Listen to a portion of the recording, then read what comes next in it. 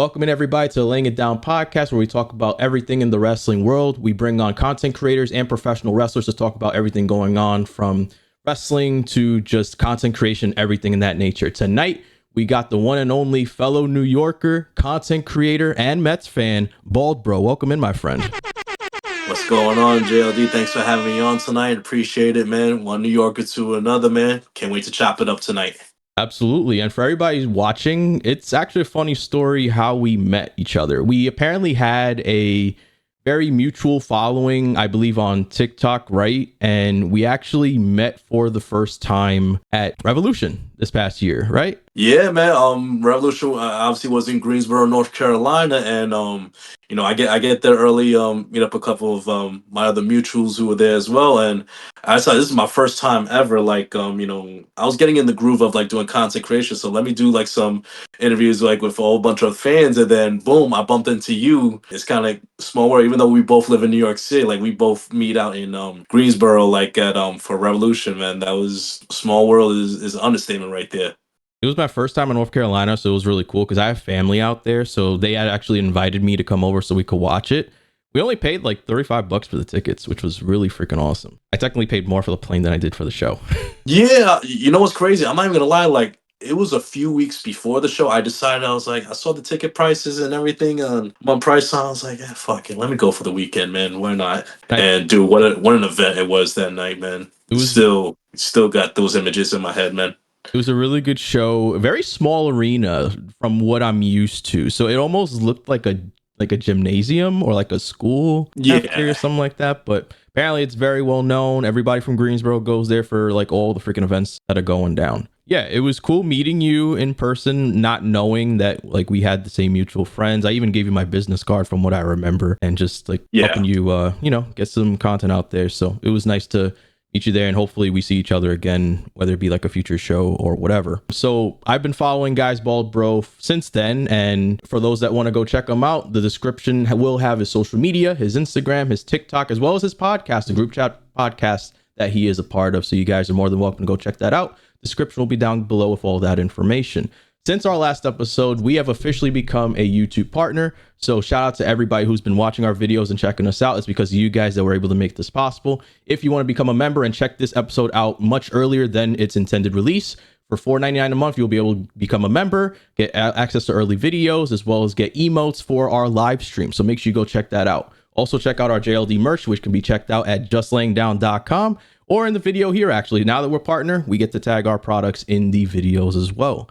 We have an Etsy page now for wrestling themed holiday ideas. If you need something for a Christmas gift for a friend or family and they like wrestling, head over to my Etsy store, which can be found in the description. And during this episode, Brett and I will be chatting about several different topics, such as his love for professional wrestling, his TikTok journey, and thoughts on the current WWE product. We're going to get to know each other for the hour, much more than we already have. And in the future, if you want to ask any future guests any questions, make sure you follow us on social media, where I do let people know, hey, you can ask questions, send a DM over, send it on Discord, wherever you want, and I will make sure to ask in the future. So without further ado, Brett, welcome in. I appreciate you taking the time to be here. I know you had to take a little bit because of work and all that from earlier this week, but I'm still happy to have you on. And I'm very flexible with all these things. So I try to, make it good for you, the guest of honor.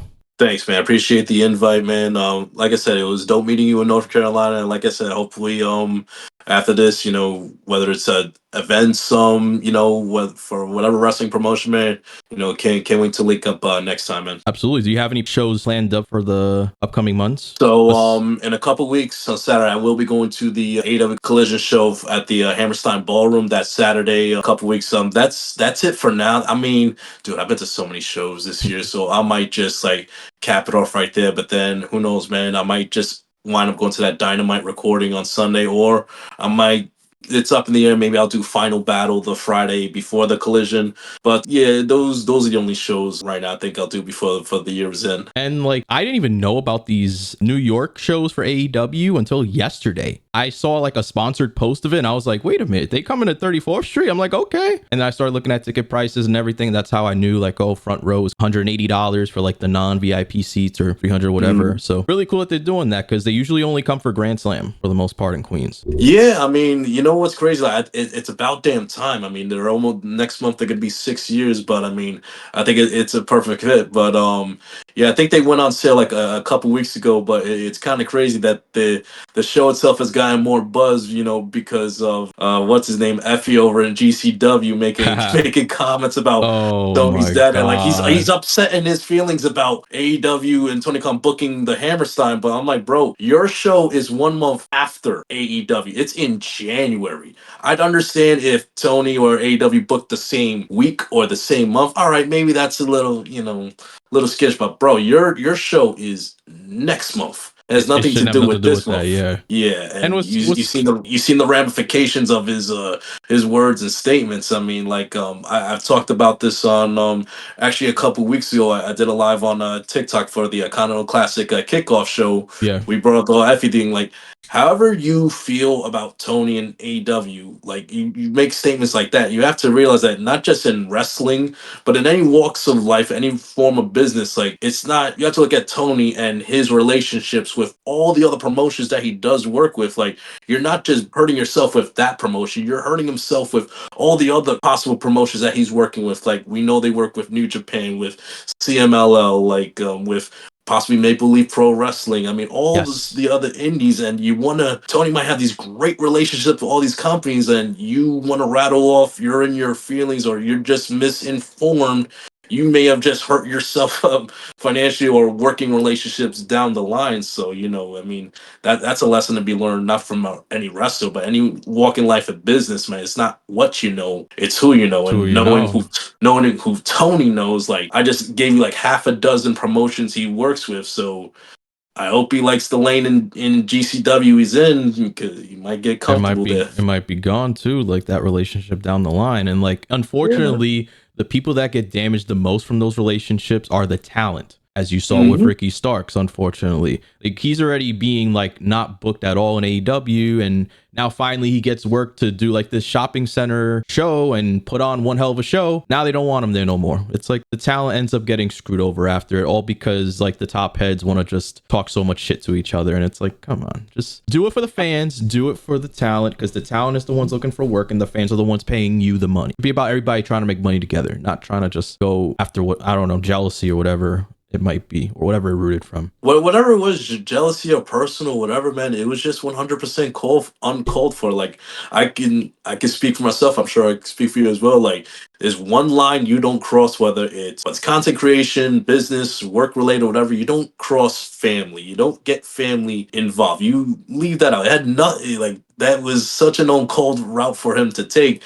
And unfortunately, whether it's fair or not, Ricky is the one that's suffering from that. I mean, yeah, it's one booking you miss. I mean, but I think he's still set up for House of Glory Yeah, appearance fair enough. in Chicago next month. So it doesn't hurt him too badly. But yeah, man, your words have consequences, not just for yourself, but just others around you that you might not even think of. And people take it too personal, unfortunately. Like, we all know wrestling at the end of the day is a business, but as a businessman, whether you're the owner, the founder, the CEO, chairman, whatever the case is, you got to present yourself as the company and not let your feelings, your personal feelings, get in the way of that. Because at the end of the day, business is what gets people coming through the door. Business is what gets relationships with other companies that are well more funded, because AEW is very funded. Shout out to Jacksonville Jaguars. Shout out to Tony Khan, and I forgot the name of the football club that they own, but it's Fulham. I think it's Fulham Football Club. My brothers on my podcast will probably correct me. Yeah, but I believe he owns Fulham I out there. believe it's with an F. Yeah, so I think it is Fulham. Yeah. You're probably right. Just gotta know when to keep your mouth shut. Sometimes you may feel a type of way about a show being at a certain time, but let it rock, man. Like, all it is. And, just real quick point, like, I've seen a lot of people didn't like how Tony pulled Ricky from the GCW shows, but here's something I want to bring up. Like, for years, fans have been asking for Tony to be a boss, stop being all friendly, stop being a pushover, and all this stuff. Well, let's be honest. Like, I'm sure we've worked our fair number of jobs. Like, I'm sure we've had our fair number of bosses who don't do everything. Every decision or action they take is not going to be popular. It's not going to be well liked. But I mean, look at Vince McMahon. I mean, this dude. That's a whole When nother story. he caught wind. Remember, go back in the '80s when he caught wind that Jesse Ventura was trying to start a wrestlers union because Hulk I Hogan, remember that, and I remember that from the documentary. Like they tried to shut that down real quick, and it just got. And I think his friends ratted him out to Vince, from what I understand, right? Or like someone tipped off Vince on it. It was Hogan. I think Hogan. Yes. During the steroid trial, he testified on the stand, and I think, well, whatever reason, one of the questions asked was he had to be honest because he was testifying in front of a grand jury. Like they said, how did Vince find out? I think Hogan had to admit, like he was the one that told Vince about it. He's I'm the sure one it that was. told. Yeah, it was Hogan. Hogan and Vince were, separable, especially with that steroid trial. Exactly. And listen, like whether people want to admit it or not, like wrestling unions, like it's a great concept idea, but you know what? Like if you're Hogan, you're the top money man in that company. Like a wrestling He's gonna union, think of it it as might sound cynical. It doesn't benefit someone like a Hulk Hogan because he's making that's top dollar. that's less money for his pocket. So Hogan has more of an intent to try and stop it rather than, because I feel like if Hogan wasn't at that top stage and he was like a mid-carder or somebody a little more down, he would have been more cool with it. Absolutely, but just real quick on the whole like Tony, TK being a boss and everything. Like I just mentioned with on Vince, like that's what bosses do. And majority of the decisions are not going to be popular. They're going to be for what they feel is the best interest of the company. Like I would hope at this point in juncture, AEW being almost 6 years old now, Crazy. that there's going to be instances where Tony's going to have to make decisions where he's not going to be the good guy. He's not going to be the light and shining armor that a lot of people hope that he would be, that they hoped he would be the anti-Vince. But my gut feeling is that everything that's happened the past couple of years with the whole brawl out situation, with the CM Punk situation that eventually led to the firing, after at the events of All In last year, I would hope at this point that TK has learned that, you know what, I got to do a 180, I got to change. And listen, I think we hope for too much out of TK, that he's going to be this boss that's going to be nothing but yellow brick roads and The cool sugar, boss. sugar. The cool Yeah, boss. the cool guy. Well, guess what? There are no cool bosses out there. There are The just like ones there that aren't make really any money cool. ain't the cool guys. They seem presentable and nice, but you got to be an asshole too in order to really show people that you mean business. Because yes, it's a business and you want to appease everybody, but if you let people walk over you, it's gonna be another story, and then people are gonna take advantage of that. Yeah, I mean, I think this whole Ricky Stark situation with GCW is just an example of that. Like people are going to look at it unfavorably, but you know what? That's what he feels he has to do to send a message that, you know what, I'm not going to take that bullshit anymore. Then it is what it is. And you know what?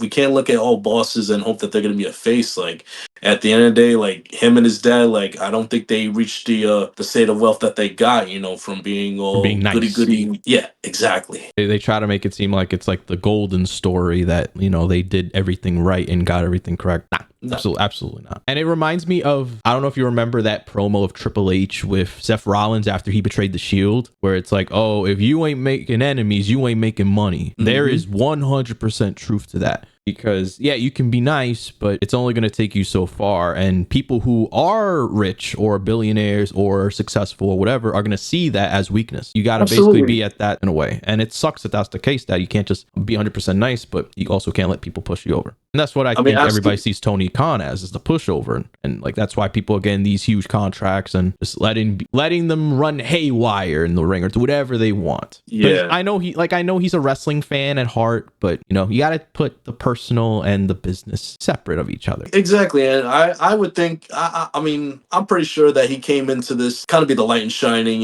kind of trying to be there's the no problem with that. There's no problem with that. That's good. Yeah, of like a Vince or a or Eric Bischoff or anything like that. But unfortunately, you know what? He learned on the job the hard way that, you know what, that's not always going to be the case, especially in the business of professional wrestling. So you know what, that's why, in my opinion, like I'll speak for myself, like that's why I don't come down as hard on TK, like, because like I said, he came into this with little to no experience whatsoever. It's on the job experience. So like I said, well, like it's kind of crazy, like we said earlier, next month will be 6 years of AEW being in existence. And you know what? I'm pretty sure with a Vince, with an Eric Bischoff, with all the other promoters in the wrestling history. They had to take their lumps to learn their lessons that helped them down the line. So that's what I give a little leeway to TK. You know, like, all right, you took your lumps with the whole CM Punk situation. It ended badly. You're still kind of suffering from it, but you know what? The Shit calendar is happens.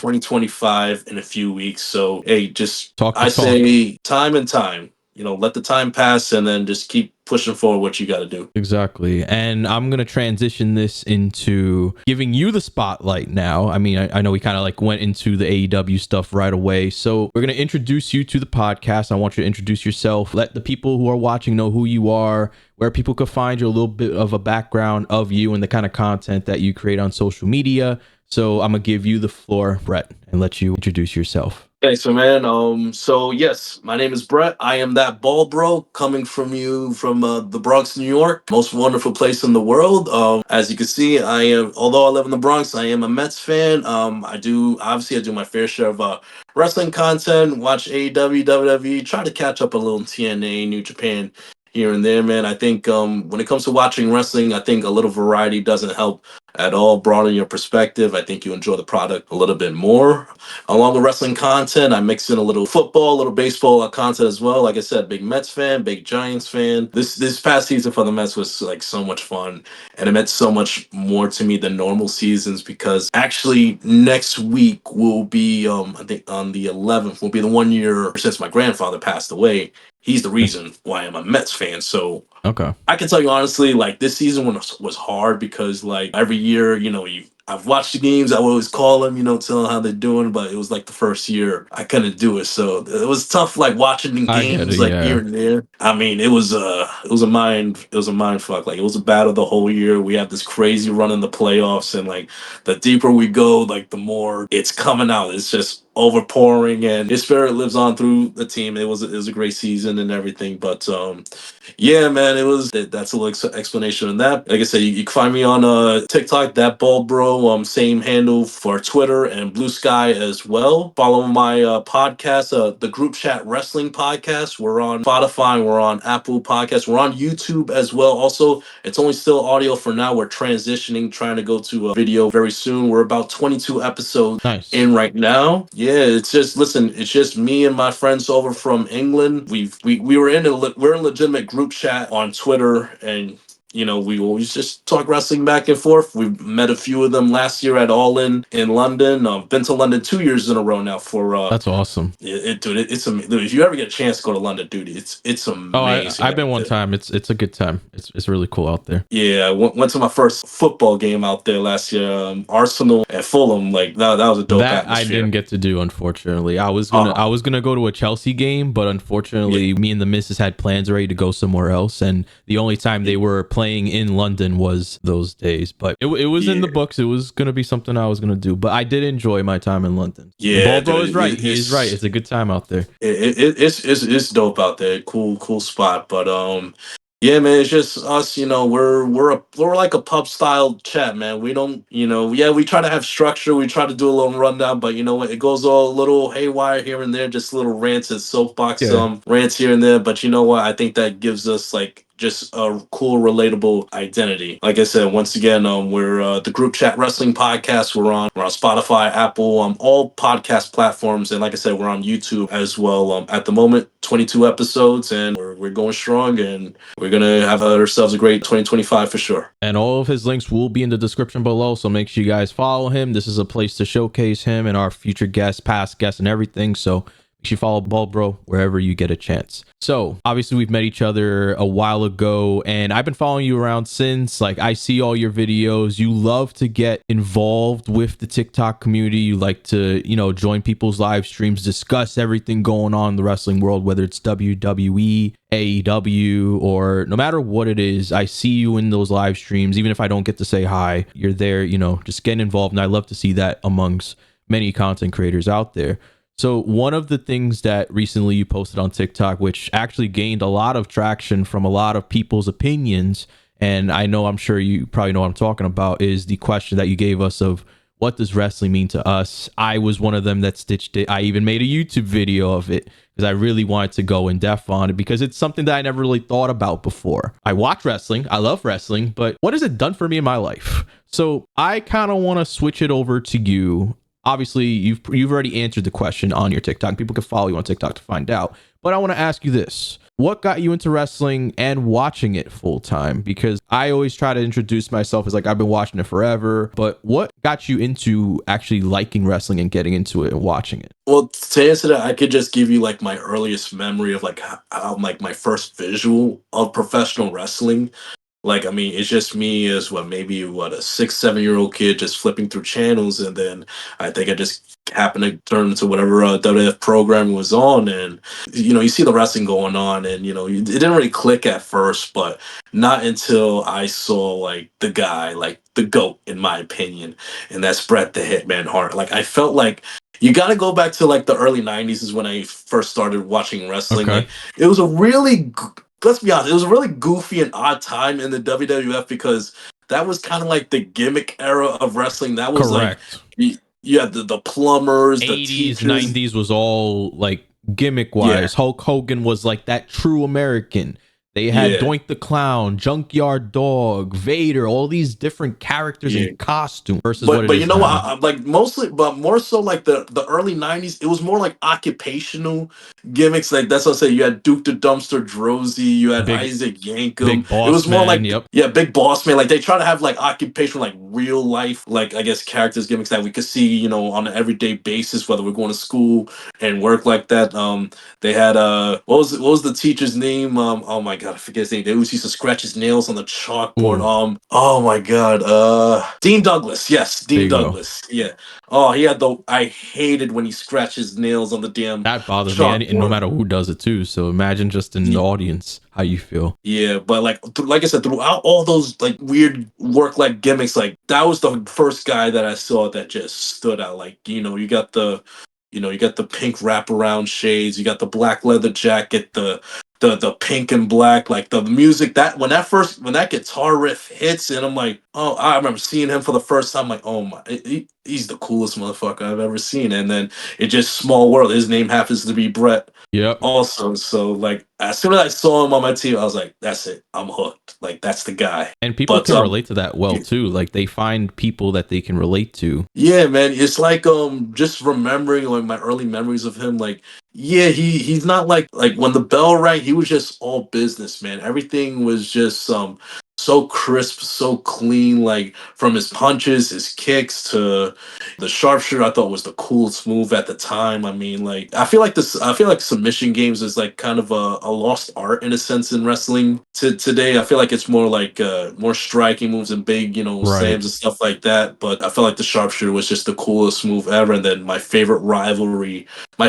favorite rival was like Bret Hart and Stone Cold Steve Austin, man. Because you look at polar opposites, like you Yep. got the clean cut, like Bret Hart does everything down the line by the rules of the Niv.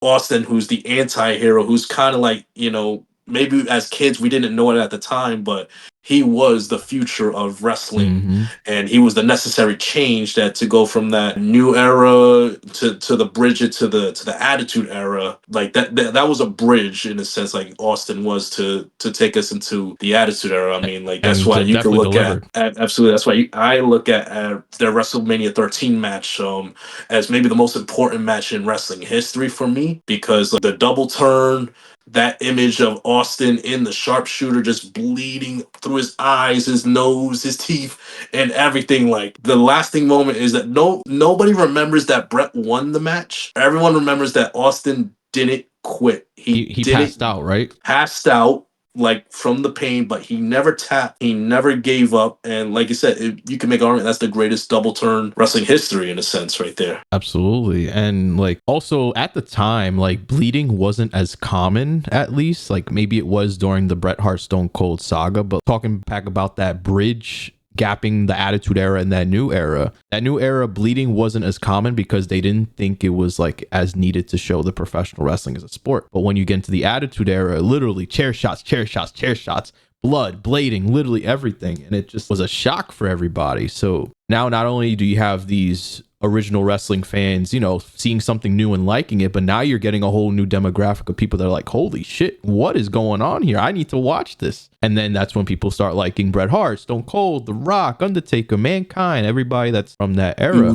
And that's why everybody, even to this day, are like, yo, I miss the Attitude Era. This new era is kind of like different. I mean, no matter what people's opinions are on the new era, like the modern era, but you know, everybody for some reason remembers the Attitude Era. Crazy how that just like turned. Yeah, I mean, well, it all depends on which demographic you're talking about. Like, if it's our like age group, our demographic, like we were kids, we grew up with that, so that's understandable. But I say this, like I've heard like so many people like you know, once the Netflix deal was announced for Raw, like, oh, are we gonna get the Attitude Era back? Are we gonna get Yeah. like? Listen, here's my take on the Attitude Era. Respectfully, I don't want the Attitude Era back. Not anything negative, because for its time, it was perfect during that time. And I don't want us to go like in a way of like bringing the Attitude Era back for the sake of bringing it back. Like the Attitude Era happened because of a means of necessity.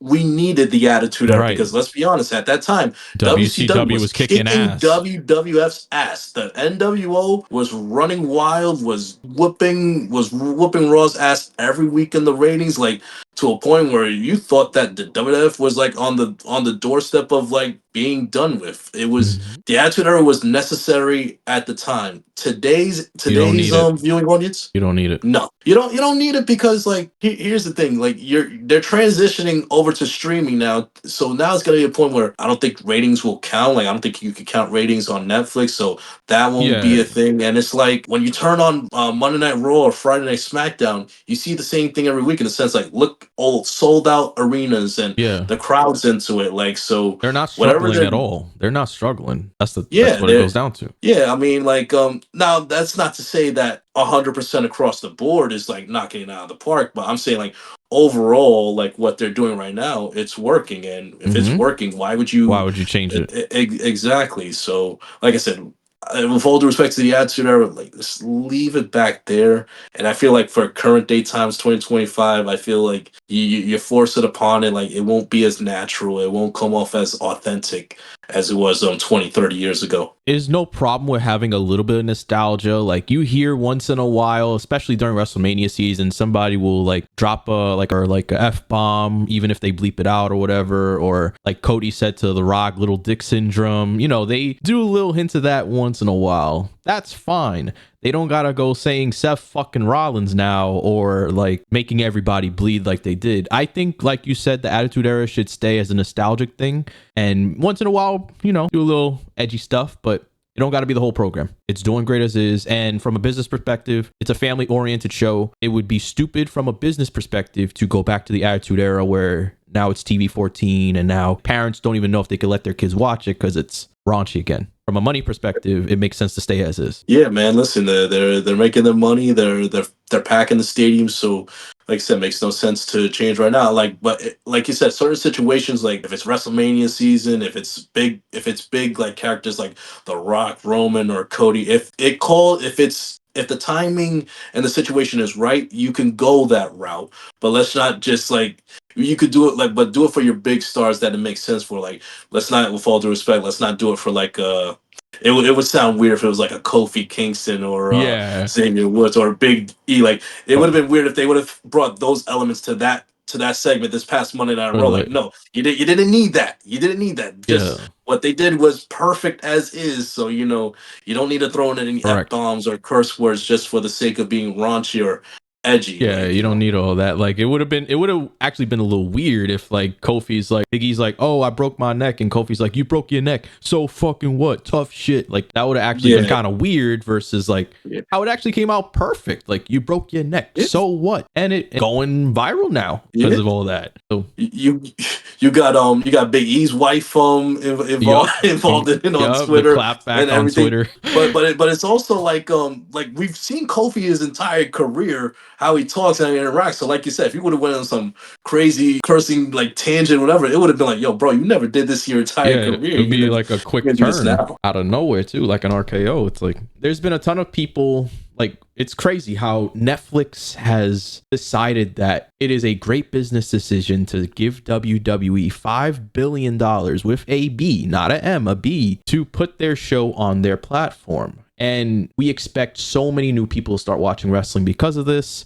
We also expect more celebrity involvement, and it's just become very much more mainstream.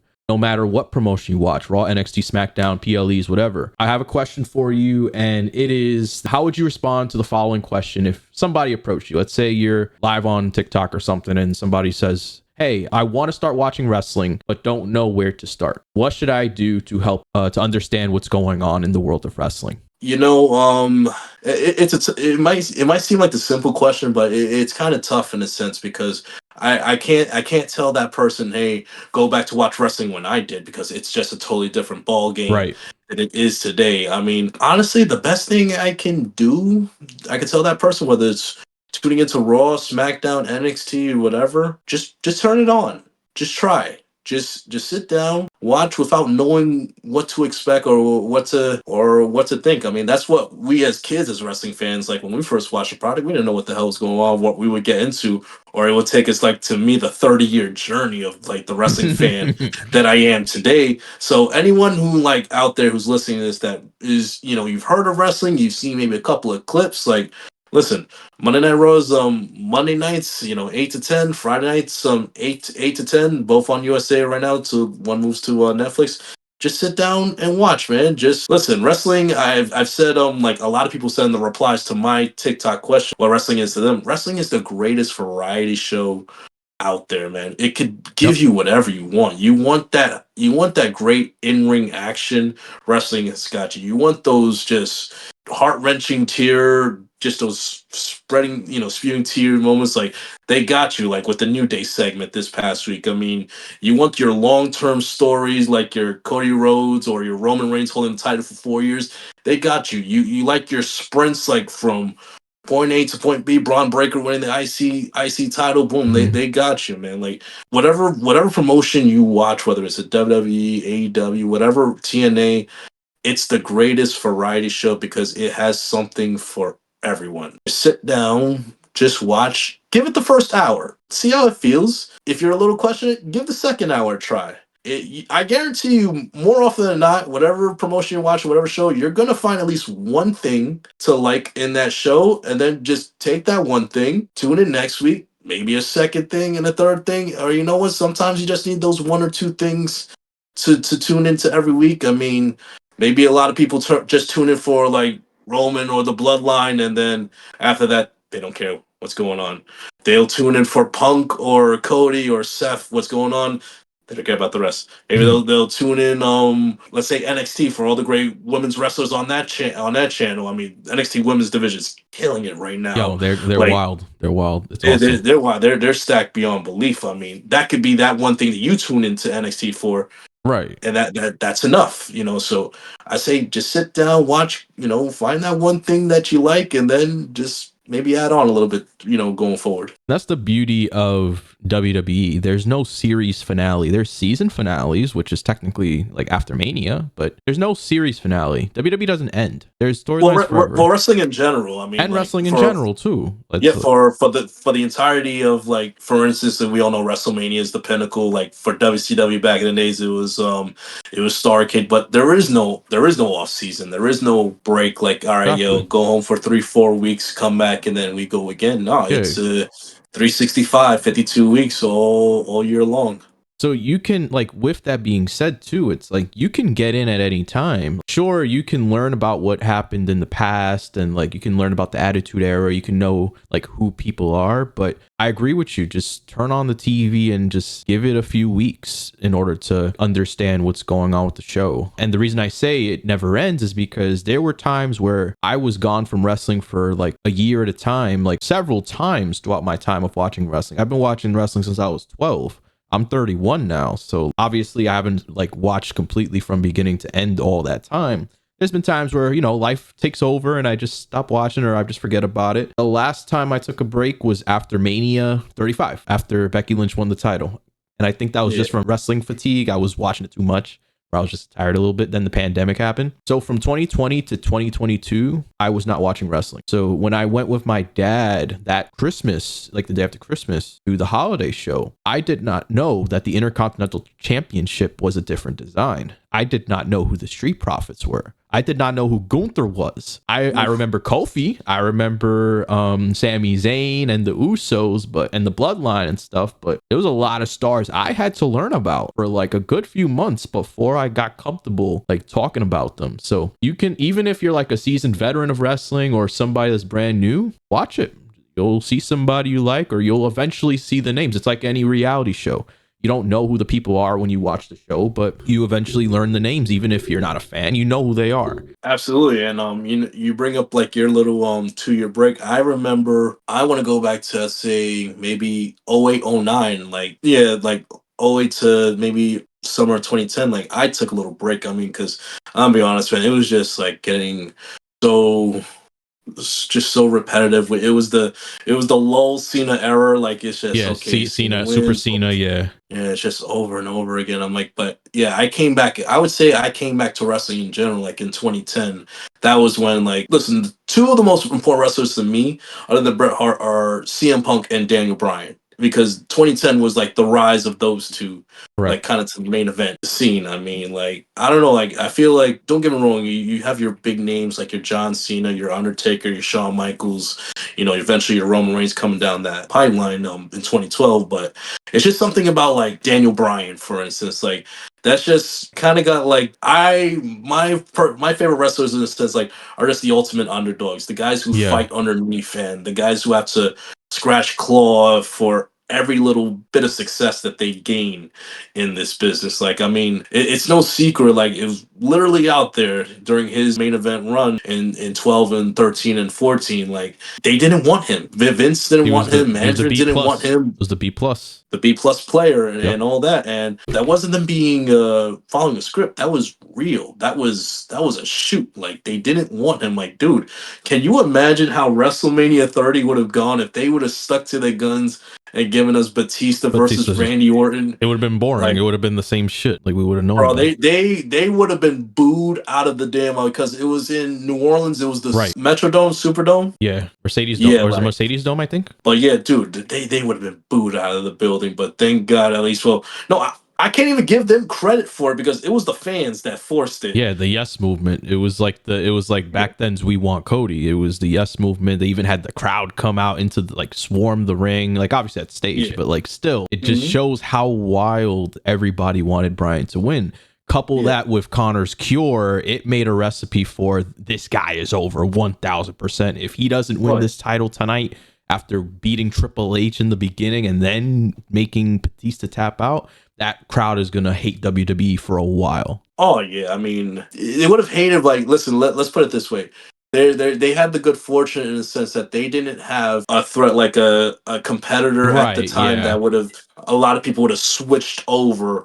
I mean, let's be honest, like TNA was kind of like It was skidding going down at that downhill point. 2014. I mean, during I correct me if I'm wrong, was that the Eric Bischoff Hulk Hogan That was the era Hogan era. around That that was the Hogan time? era. Yep. When he took over, was making all the decisions with Dixie Carter. Yep. That was that time. They Oh took six away the TNA was the they best. took away That's the it. six-sided ring. I mean, and everything. Like they took away everything that was special about that program. And look how long it took for them to just Bounce back. And they've been doing really good too. So yeah.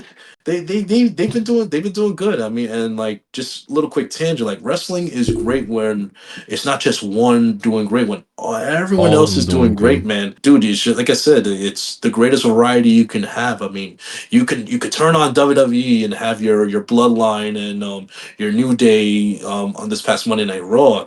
You could turn on like an AEW or TNA that will prioritize maybe high action in ring just Abilities, yeah. amazing abilities. I mean stuff like that, and that's what I'm saying. Like that the greatest thing is just when multiple promotions are thriving and putting on different stuff for different sets of fans. Yeah. There was recently news that because I follow one of the TNA refs, Daniel Spencer, shout out to him. He posted that TNA is going to LA and to UBS Arena for Slammiversary, and I forgot the other one. They're two big PLEs. They're going to be doing so correct me if I'm wrong. Like, so Slammiversary, I think that's the July show in UBS. Yes, Arena. I believe so. Yes. And so what would be the LA show? Let me see if I can look it up real quick because I shared it on my story. I wonder if it's still there. I just hope, like, I mean, listen, kudos to them for, like, taking this risk. I just hope that I'm just gonna be honest, man. I just hope that they're not getting a little ahead of themselves in a sense. I get what you're saying. Because I mean, I'm sorry, but like, I don't know the number off the top of my head. Like, what was the last? What was their last pay per view that they did? The one in Detroit. Yeah, but I forget the name of the pay per view. But yeah, like, I don't know. The number may have been what they did, maybe 2,000, 2,500, I think, for their Rebellion is the other one. Rebellion, yeah, the Rebellion show. Like, maybe a little over 2K if maybe I'm being generous, but you're gonna go from that arena now to the UBS arena. I've been there a couple of times for I mean, I was there this past June for Forbidden Door. Yeah. I mean, dude, like, that's a legit arena. I mean, listen, I mean, they're putting the tickets on sale early, so they're getting an early start of it.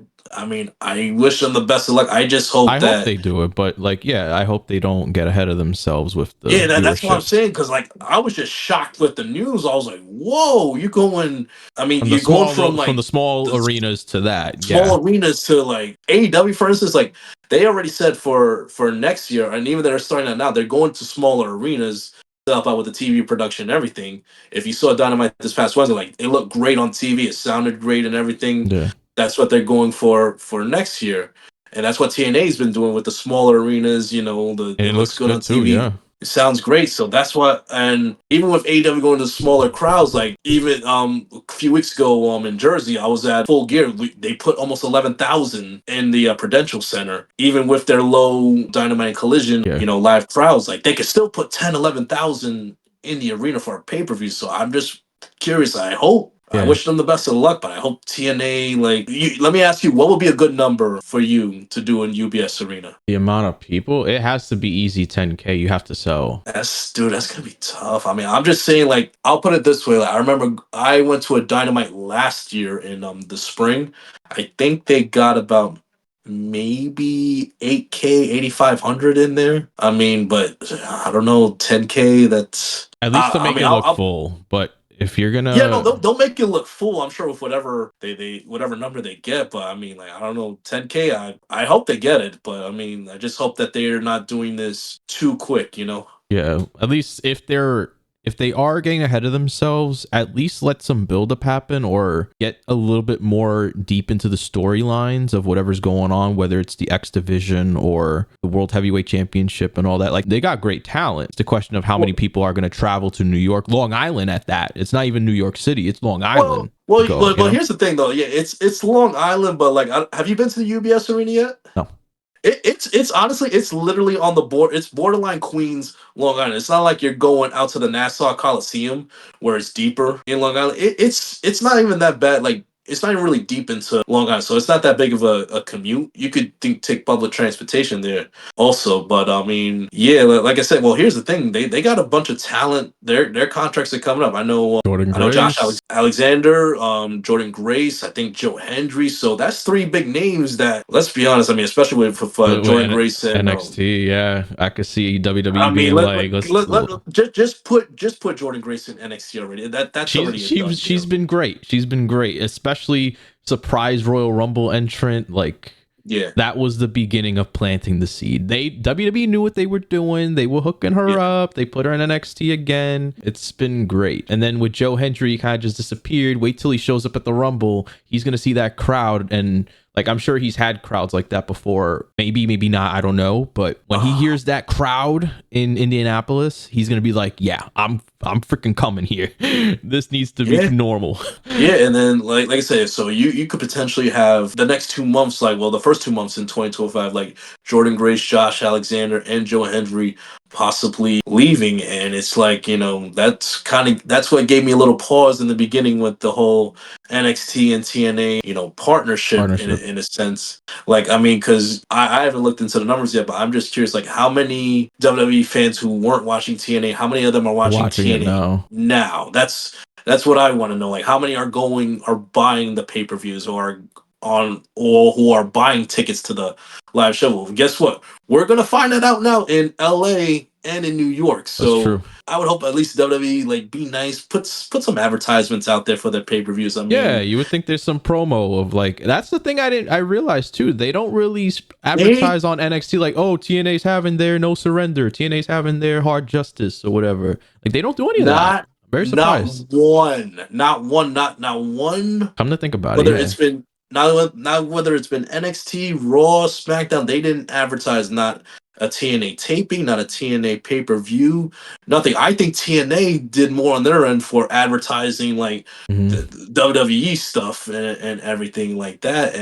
But I mean, it's business at the end of the day. So let's not be surprised Business, come yeah. 2025 we see maybe a handful or dozen TNA stars are Moving now over, in yeah. NXT or WWE. I mean, firstly, I know Jordan Grace did great in NXT, but let's be honest. If she comes to WWE, put her on the main roster. She don't need to Yeah, she's good on her own.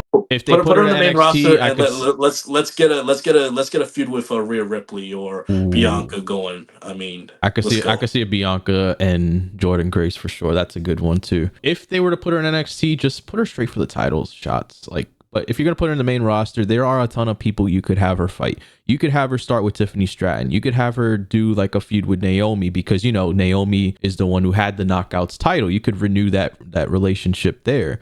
There's Mhm. everybody in the whole roster just in general is good in WWE. So you could put her with some top notch matches and as the juggernaut, she's gonna go crazy throwing them around the freaking ring, doing all her Oh freaking yeah. finishers. It's wild. Oh yeah, she's gonna fit in like a glove. I mean, I'd say no to her going to NXT for the simple reason. I think they're already stacked as it is in that women's division to the point where I think it's kind of the women's roster is gonna get bloated to the point where I think a number of them are gonna move up to the main roster. I mean, now Yeah.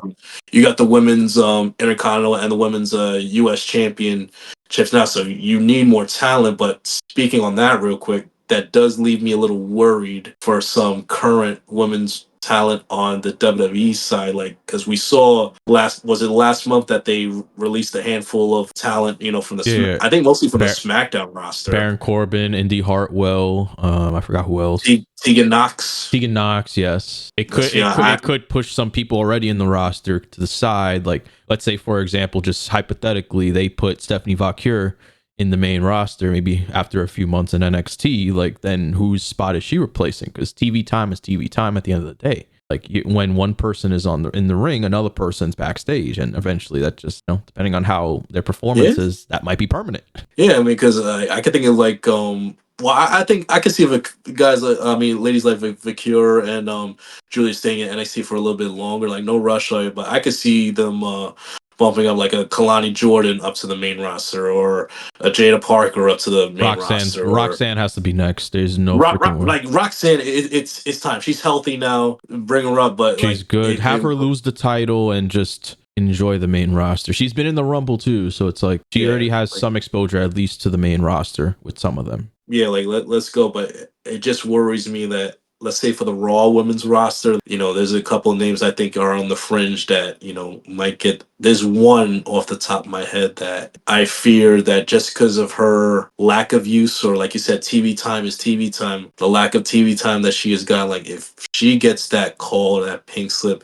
I'm really gonna be pissed off, and I'm gonna say her name. I hope it doesn't happen. Zelina. Saying, Zelina, oh man, because that I would love Zelina break Vega listen, too. because listen, bro, let's be honest now. Let's go back to Puerto Rico last year in Dude, Backlash. best fucking pay per view since France. Puerto Rico and France just showed you like how much American crowds suck for the most part. They go Like I wild. feel, yeah, I mean, it's Europe damn like crowds in general are just louder anyway because they have that oh culture from football. That's what it is. So they just bring oh that to yeah. WWE. American crowds, especially when they go to like the small town areas, like in the West and stuff, it's just like they cheer like they're whispering or whatever. Sometimes the crowd be Yeah. dead. there'd be times I'm watching Jey Uso do his whole yeet thing and the crowd don't even know what to do. They're like doing the yeet wrong, or they're just like doing like up down like Dude, this. It's silly. that image of him in France like was I play that once in a while on my live stream on TikTok. It is rent free in my head every time, because that crowd went insane. I know Jay thinks about that probably once in a while or once every other day, because that was an experience. That was an experience. When I was hearing it for the first time, I was like, "Yo, they're going crazy!" And then the AJ Styles Cody match was just like perfection, with them singing Cody's song after it went off, to the shaking of the ring, to they're singing in French, like AJ Styles, he's phenomenal. Like, holy shit, we never thought we'd ever see this. Dude, listen, like I told you, I've been to All In the past 2 years in Wembley Stadium. Like watching a wrestling show in England, no other experience I've had as a wrestling fan. Like it's right up there. But yeah, like I'm saying, like it was Zelina last year in Puerto Rico. Like just the reaction and everything, like, and I feel they've literally done nothing with her other besides putting her in the LWO, which I'm sorry, like, let's be honest, it's that's dead. like it's dead. As once Santos left, it was kind of dead. And that's another thing, like, I mean, maybe we could just do just a little segue to another topic, like about like unused talent. I feel that where AEW gets like hammered over and over again with like unused talent, like guys who don't get used too much, like I feel don't get me wrong, there is. I'm not sweeping that under the rug, but I feel we don't give enough energy to WWE in that same instance of talent that's not being utilized. Because let's be honest, like I like Santos Escobar. He had a great run at NXT. You know what his problem was? You know what really went downhill for him? When they brought in Andrade. Because Andrade is more known, yeah. Well, not just that, but can we be honest now? Santos and Andrade, they're kind of the same guy. They're the same, when you think about same character in a sense, like in a when way. you kind of look at their presentation. But I feel like, damn, I remember before Andrade came in, like he was cutting up Ray with the promos in the ring and all that. Like he was being pushed, but now it's like he's kind of just there, he's off to the like he's gone. Legado del Fantasma, that whole group is pretty much gone. Like, I mean, I love Angel Garza, Humberto, gone. Like, I mean, they'll only come in like Joaquin Wild, like Joaquin Wild. I mean, like even Dragon Lee in a sense, like, kind of been just on the side too. Yeah, I mean, listen, he WWE over AEW. I'm happy for him. I mean, he's with Rey Mysterio. I mean, hey, that's probably a dream come true for him. But I kind of feel unfortunate, like for Dragon Lee, like they always might just look at him like maybe they initially looked at him. Oh, can he be the next Rey Mysterio? But there's never gonna be another next Rey Mysterio. Mysterio's just his own person. He's too iconic to the business that it's hard to replace that. They thought Alberto Del Rio was going to be the next Rey Mysterio at one point, and look how that turned out. Honestly, and like, remember when they thought Sin Cara breaking his freaking pinky or like his wrist or something? It was his pinky against Del Rio. Now I remember. Yeah, Del Rio was mad. He was pissed. Yeah, and he let him have it over a little thing like that. Yeah, there's not going to be a next Rey Mysterio, man. But I agree. Zelina Vega is talent that they need to use more. She did fantastic with her match with Rhea Ripley. Obviously, she lost, but you see the crowd was behind her, especially being Puerto Rican. Give her more of a build-up. Give her more of a platform to shoot in a promo, talk shit, do whatever she got to do. Hell, make her a heel. See what happens if she's a heel. It might actually turn out good. Right, we saw that though. We saw that in NXT Black and Gold with her and Andrade. We saw before the white hair and all that. Yeah, the hair, the presentation. She could talk and listen, bro. We're both from New York City. The last one you want to get into an argument or a word spark match is a Puerto Rican girl with an attitude, man. You're not gonna win that battle, man. Like, Jesus Christ, cut her loose for like 5 minutes with a mic. 100% agreed. I think unfortunately that's the business with TV time. Going back to that, it's like only a handful of people can have that TV time, and with the attention span of how people are in today's society, it's very quick for people to forget about certain people, and it just creates competition amongst each other. They're all friends in real life, of course, but they kind of brings that sense of, okay, how can I entertain the crowd and make them remember me versus the person right next to me or whatever. It's up to them, but WWE needs to to allow more openness, be more open-minded on some of that stuff. Because like there's been, I think on Twitter, there's been Zelina Vega chance to give her a shot or something, and it doesn't seem like they're listening. They're not trusting. Like being on Twitter or social media, like there is a big crowd. There's a big section of wrestling Twitter that really wants Zelina. But like you bring up, I feel like the women's division in general, it needs more diversity in a sense that I kind of feel that the issue I have with WWE sometimes, like there's too many of sameness as far as like characters and presentation. In a sense that unless you're like a Cody or a Roman or a Jay in that sense, like unless you're the few select chosen ones, you're not allowed in a sense to stand out that much far above like the rest of the roster. And I feel like that if we were to take one aspect from the Attitude Era and bring here, it would be like a sense of originality. Like there was never any confusing like The Rock or Triple H or Austin or Mankind or Taker. Like they had their own defined roles, their defined personas. They had their aura like all by themselves. There wasn't a lot of like sameness in terms of like characters or gimmicks or anything like that. I just wish like we said, like someone like Zelina would stand out above so many others. Like and another one who I think would benefit from that is Bianca. I mean, my God, like go back to her heel run in NXT. She better be the one that beat up Jade, because I want to see that heel run. She better be the one that attacked Jade. People are saying it's not, but trust me, it would make much more sense if it was Bianca. But it's just but let's go back to that instance on SmackDown. Like remember, it was the triple threat. I think it was correct. It was Bianca. It was Chelsea Green, and I forgot who the third one was. That happened. Well, we saw that happen during her match. Right. So she would have had to have done it before her match. Correct. And then the camera, I guess, caught up, like found her later on. Yeah. In the day. So they're gonna have to explain that. Maybe it will be like, oh wait, remember the CC TV they'll do the camera back in the day? They'll do the camera footage where Jade's there and Bianca attacks her and pushes her or something. Yeah, like something like that to tie to. Like remember how we found out it was Triple H that attacked Shawn Michaels? Right. Yes. I remember that leading to that 2002 SummerSlam match, like something like that. But I hate bringing that up because let's be honest, man, that was a dope storyline, and I don't know if Bianca or Jade can like pull off that sort of like that emotional like turn or bring up that emotion or stuff like that. I don't think it's going to bring that emotion, but I think people are expecting it. And I guess it's going to be up to WWE at this point to make a storyline that we can be invested in without having to compare it to the Triple H or Shawn Michaels emotion that was bought back in the day. So if WWE wants to pull this off, they need to make it personal between the two, where we feel like, oh, like they're talking shit. Involve Jade's daughter, involve Jade's husband, involve Montez Ford, involve Montez's family. I've seen the Hulu show that they did. They got family that be traveling with them. Involve all of them. That would make it fun. I mean, yeah, that would be fun. Like my only issue or concern is Jade's progress, like as far as just when the bell rings, because let's be honest, Bianca's one of the best in the world in the ring. She's fantastic. Like, fantastic. But it's also going to be new territory for Bianca in the sense that, don't get me wrong, she's had great matches and great programs over her career, like from main eventing night 1 and WrestleMania 37 with Sasha Banks, like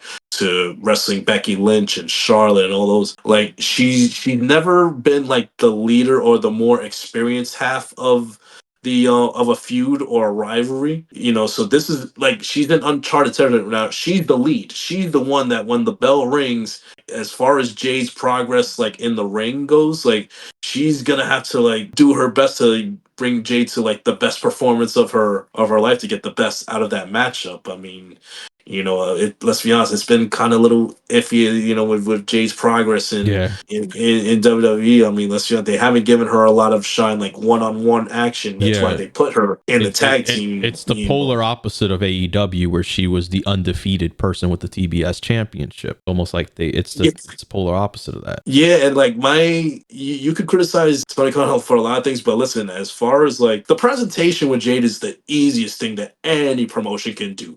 It's just look at Jade and like you could present her look like $1 million. I don't care what promoter or promotion you are. That's the easy part. in my opinion. And you can look back towards the end of her AEW run, like her last match with Chris Statlander was her best match to this date. Like she was improving towards the end of her run in AEW. Now I kind of feel like when she came to WWE, like, it was like we all know it's a different style of Hmm. working in the ring. So maybe it's all okay. We'll do a little of this, let us to this, let us to this. So I kind of wonder, did it mess up with her the way that she learned how to run the ropes, how Yeah. to take bumps and stuff? Because remember, she was trained by Bryan Danielson over there in AEW. So like, I'm not saying they don't have competent trainers in WWE, but I wonder if the trainers over there are try to make her unlearn what she learned Yeah. from over there and try to build her up from the ground up. I'm like, I don't know if that's the best recipes for success. I think they should have just taken what she learned over there and just build on top of it, and moving Right. forward. Right. And going back to that, the presentation, the physique,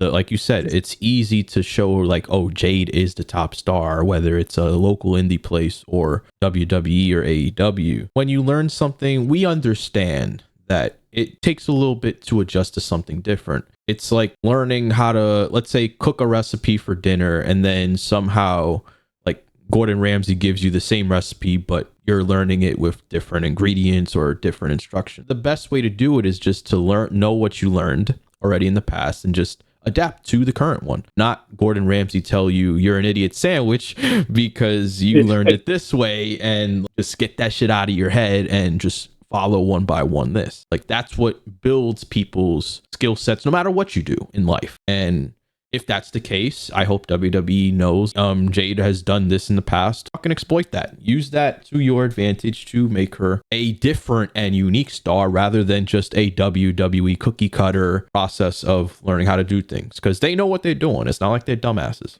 They know what they're Yeah, doing. Just a little spin on it. And that's where you get the intrigueness from everybody. the worst thing they could do with a Jade is make her feel like she's one of the girls. I mean, I'm sorry, like you said, she comes out, her music hits, the presentation, she looks like $1,000,000. Like, but the worst thing they could do for her is make her look like she's one of the girls, like she's one, she's in the club. No, whether it's the presentation, whether it's in ring, whether it's her on the mic, and can we let her talk on the damn mic? She doesn't cut. I don't think she has. No, Which is it's crazy little because, like I stuff, said, but not a you can lot. criticize Tony Khan for a million things. You know what he let Jade do? He let her talk every week. He let her show off her personality. He let her show off the mean streak that she can have. Like she let her like talk, be stand out from everyone else. That's how you. Let someone like Jade stand out from everyone else. Give her a damn microphone. They haven't done that. That's baffling, in my opinion. It's weird how they function. I think they're trying to just keep it simplistic with Jade, where it's like, okay, she's the badass with the muscles and everything. She's gonna go to the ring, kick ass, and leave. I think they're just trying to keep it like that. It's almost like Jacob Fatu with the I Love You solo. It's like, we know this guy's a fucking professional. We know this guy can fucking work in the ring, and even Mhm. promo, like the whole I'm a dog walk your ass, like that, there's seriousness to that on how Yeah. good he is on the mic too. They got this man saying I love you. It's what every fucking Friday. Oh, I love you solo. It's funny, but Yeah. like, come on. It's funny, but let's be honest. It has a shelf life, and I think it's already expired. Exactly. Yeah, And to that's this what it point, like, is. listen, like that's why the whole just Jacob Fatu by himself is why I kind of want this whole new bloodline versus OG bloodline to just end already, because I just listen. 2025 sooner rather than later.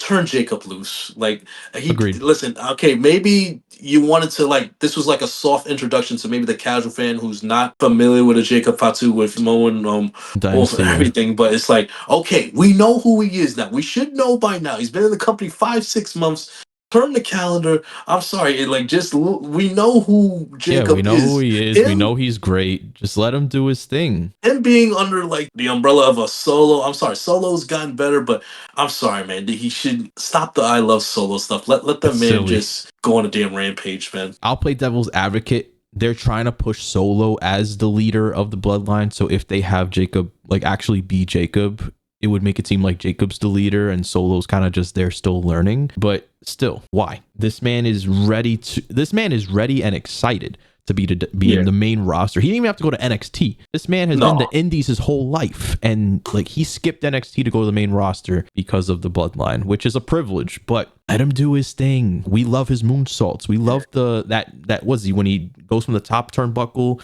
sits on the top rope and does the moonsault. That shit is crazy. That He shit does takes like this. skill. He does this. He'll start on the turnbuckle, then he'll Yes. springboard, and then do the damn moonsault. Yep. Like for a That's man his size, skill. that's That's fucking skill. crazy. That man But had to you lose know 50 what? pounds too to even get on the main roster. He lost mad weight from what I saw online. He came in lean as hell, man. Mm-hmm. Like he hit the program good. But I mean, you know what? Maybe another reason why they want to keep him in that OG. I mean, the new bloodline is that maybe they fear that if Solo goes by himself, like he's gonna easily just Fade overshadow away. Fade away. like Solo and anyone who's like near him. Like that might be bad news for Solo in a sense. I mean, the guy he's good as all right, but I'm sorry if those two are by themselves. Like I'm sorry, I'm going for Jacob's. Jacob more than Solo. Yeah. Oh yeah, Solo's like he's out of the picture, like almost.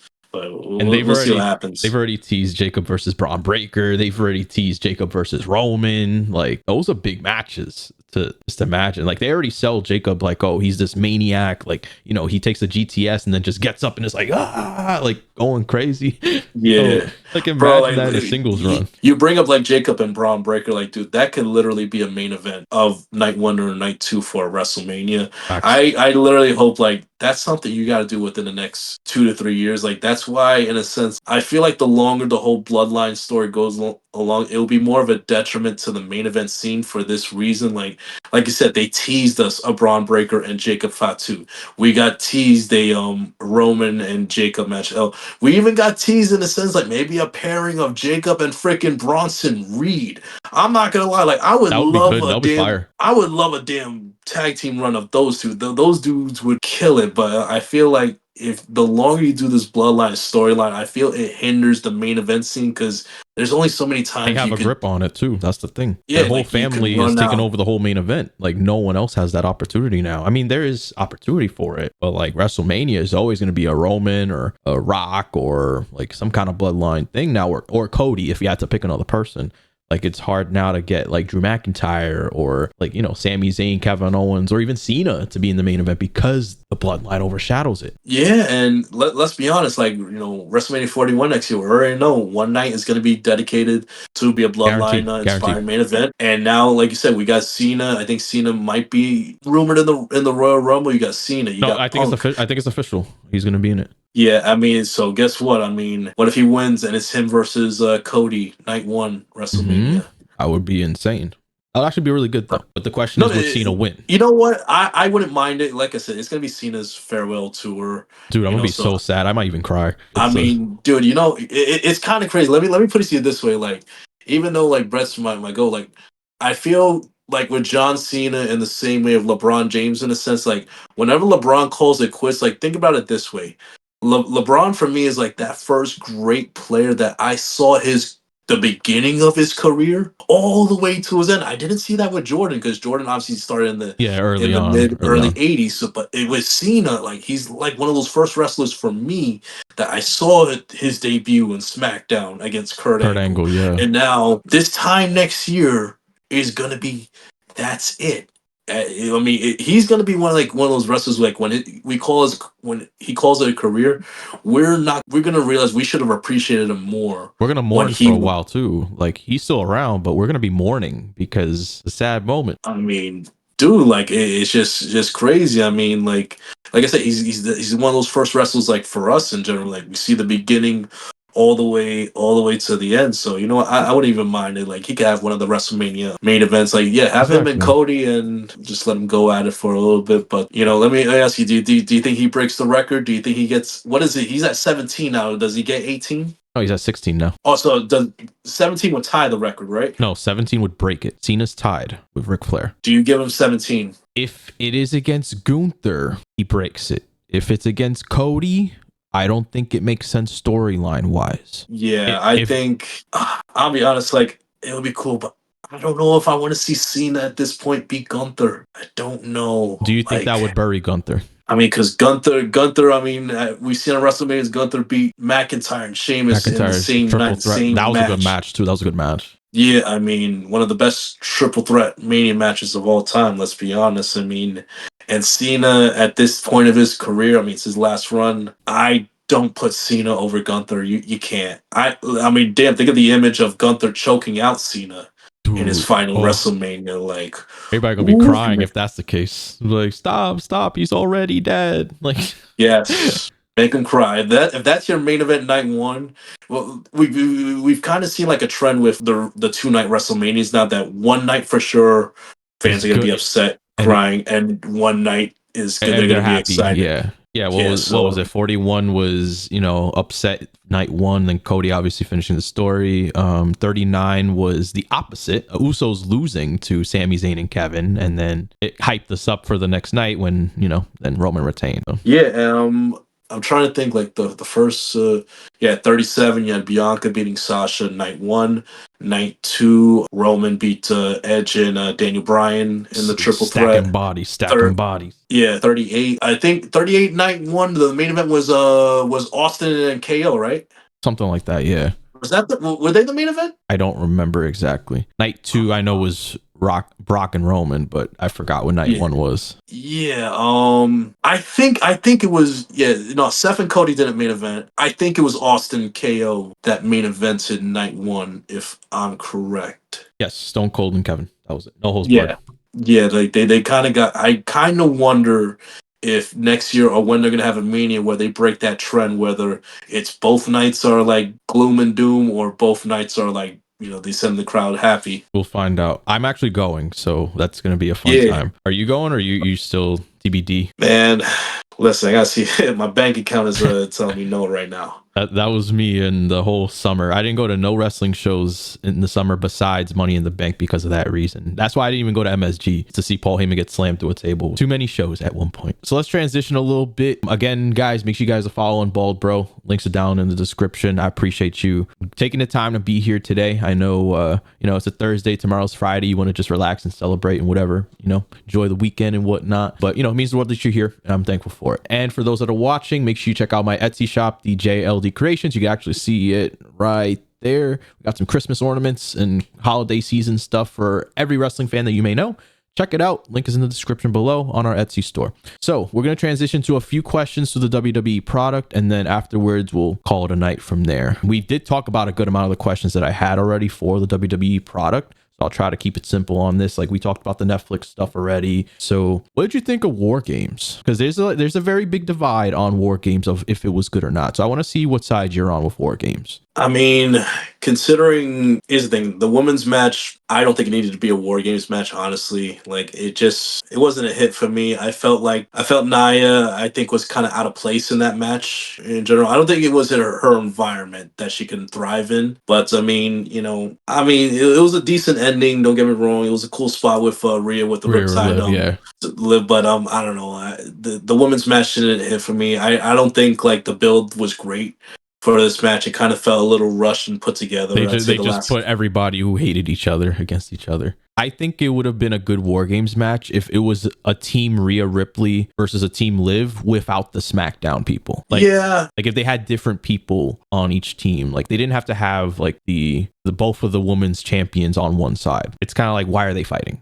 Just because they have common enemies. Yeah, and also I think this match would have been fine if it was a traditional 5-on-5 Survivor Series match. That would have been fine, but I don't think the build for this match was reached a level that it had to be a War Games match. Like, because the only ones who had like real heat in this match were like Rhea and Liv. I mean, that was it. And everyone else just felt like they were just there. Tiffany Stratton with the briefcase, because it seems more like Tiffany's going after Nia. It didn't seem like Bailey and Naomi were really going after Nia for any reason other than just because they're just faces against heels. It wasn't like a storyline behind it. It was just like, okay, let's throw this together. But yeah, Rhea and Liv and Raquel were the only ones that made sense in that match. Everybody else is kind of like, hey, just there. So yeah, like that match in general was a miss for me. And then you had Gunther versus Damian Priest. I mean, good match, decent match. I mean, it was a predictable outcome, but we see Finn with outside interference. I mean, I'm kind of confused with their booking with Gunther as of late. They kind of have him like, I don't know, it's just weird. Yeah, his presentation just seems a little weird and off. Like they're kind of are they trying to humanize Gunther in a sense? Like, is he not too sure of himself? Like, he doesn't seem like That's what it the seems guy like that the was just storyline is. hopping down everyone like on the mic and everything, just so ruthless. I feel like he's lost an edge.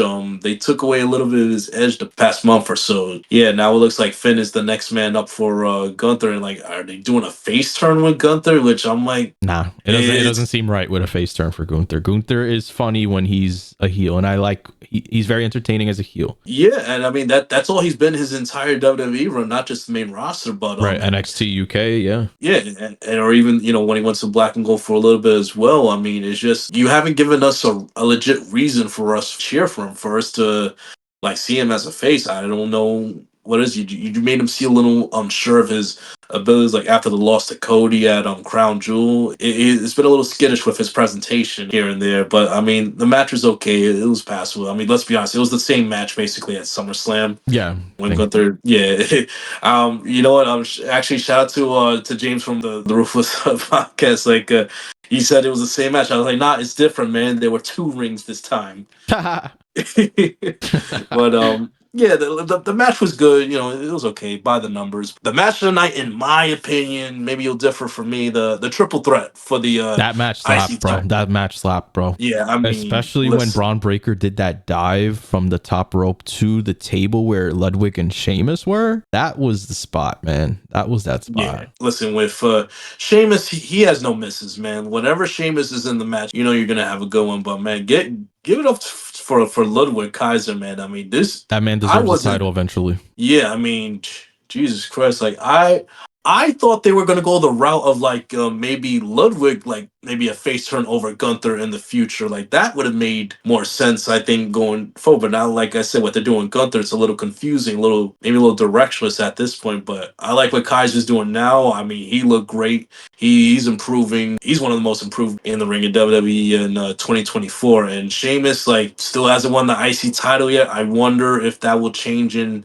25. Like, we'll see. But yeah, that in my opinion, that was the match tonight. I mean, dude, just the speed and power and Dude, impact with Braun is Braun crazy, Breaker. man. Like, how do you get that? I mean, I know they're advertising 23 mile an hour, like runs Yeah. through the ropes and stuff, but like there's no denying that he's fucking fast in the ring. I mean, dude, like when he gets downhill, like when he starts moving, man, he's just a damn beast. Whether it's he's doing the spear or damn when he hit that shoulder tackle on the outside, by the commentary, Yeah. just like even a The shoulder corner, tackle, yeah. like yeah, like even that was freaking sick. But him jumping over Sheamus to hit the spear on Kaiser like was sick as well. But yeah, that was the match of the night in my opinion. And then like I could see down the line Braun Breaker being a Paul Heyman guy, and they kind of hinted at that with the press conference afterward, like talking about one of the reporters asked about like Paul Heyman being like one of his guys, and he's not against it. That would be perfect for him.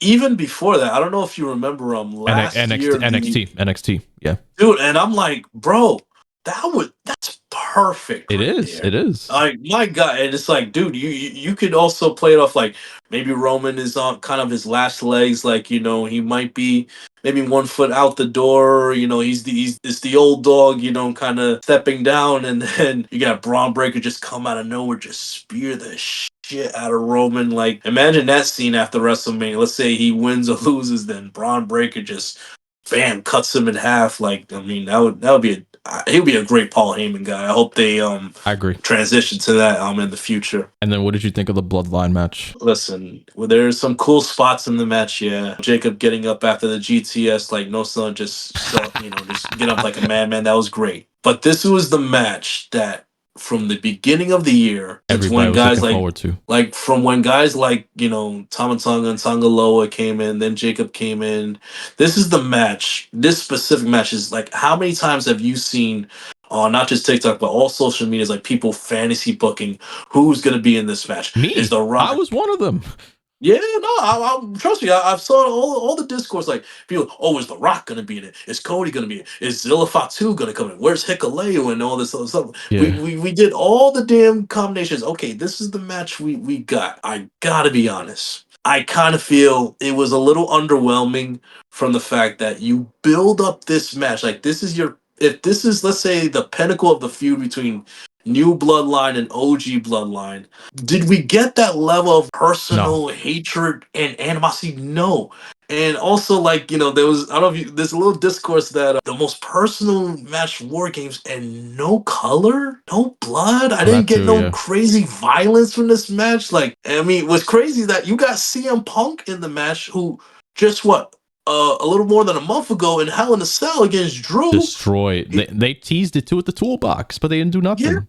the tool, they had the toolbox and everything. But I'm like, you had guys like Punk, like Sami Zayn in the match. You had Jacob, and nobody did the business. No color, no nothing. Of course, you don't need that every match. But I'm thinking, At least bro, this match would have made sense. it's War Games with two cages, and this is the most supposed to be Anticipated match of the the year. Like this was supposed to it's be supposed like to the be the final war. climax of the biggest story in your business. And like I said, I kind of feel it was underwhelming. It was a little flat. And now with the new bloodline losing, in a sense, kind of decisively, when you look at everyone hit their finisher on Solo at the end, now it's like, what do you do? What do you do with Solo and that group now? I don't know where they go, because now the focus is on now with CM Punk and Paul Heyman and the And favor. Roman, yeah.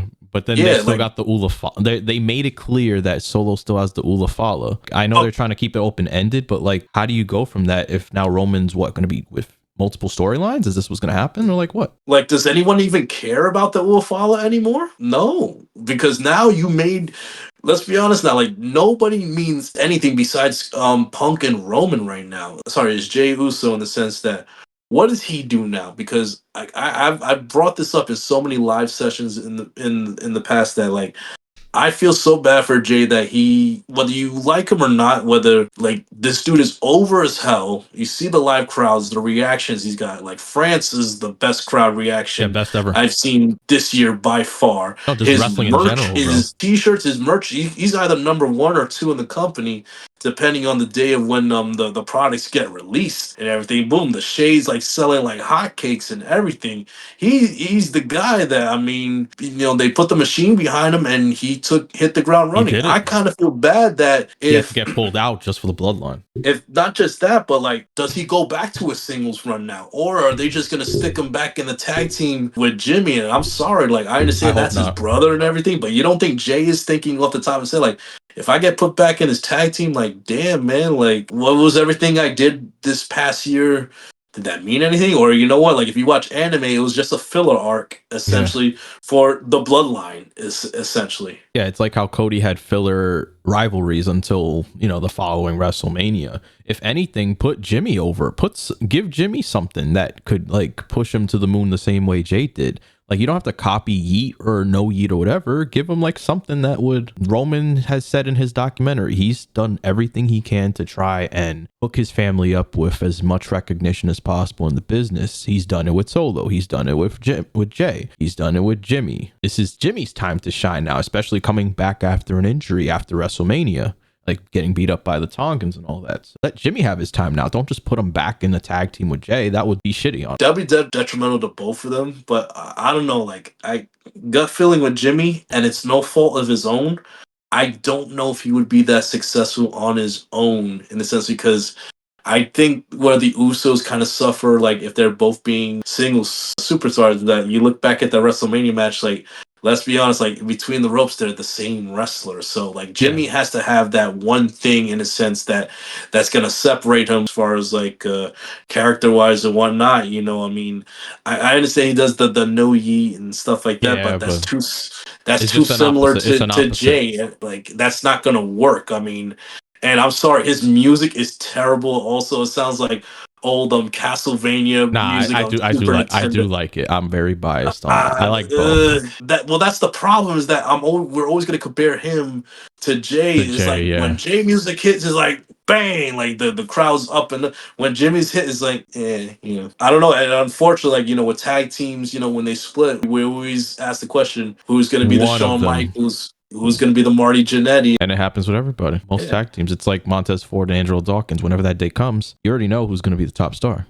It ain't, and it's not Angelo. Unfortunately, you would like it to be, but Yeah. Montez Ford got the characteristics to be that main event spot eventually down the line. And that's another thing. Like, they got to get going on that. I mean, that when they should have pulled the trigger on that last year after Elimination Chamber, like, Because when he had that he great was in showing. he was in it, right?